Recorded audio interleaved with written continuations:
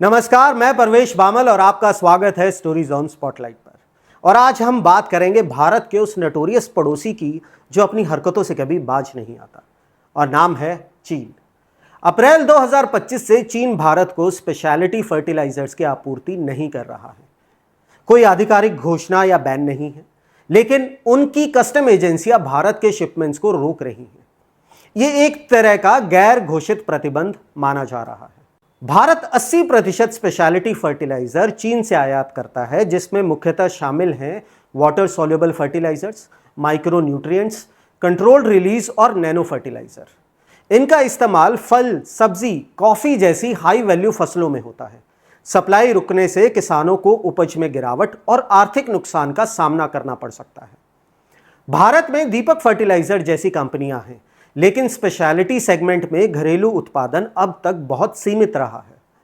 अब सरकार वैकल्पिक देश जैसे जॉर्डन, इजराइल और यूरोप से आयात पर विचार कर रही है। साथ ही नैनो यूरिया और नैनो डीएपी के उत्पादन को बढ़ाया जा रहा है। इफ्को अब तक 3.3 मिलियन टन नैनो यूरिया बेच चुका है। कई पुराने संयंत्रों को भी अपग्रेड किया जा रहा है। इसके अलावा भारत को डीएपी की कमी भी झेलनी पड़ सकती है। फाइनेंशियल ईयर 2025 में चीन से डीएपी आयात 75% तक घट गया है। डीएपी की कीमतें भी बढ़ रही हैं। मई 2024 में $515 से बढ़कर अक्टूबर 2024 में $642 प्रति टन हो चुकी हैं। सरकार ने 2024-25 के लिए 1.6 लाख करोड़ की खाद्य सब्सिडी रखी है, जो पिछले साल से कम है। 70% सब्सिडी केवल यूरिया पर खर्च होती है।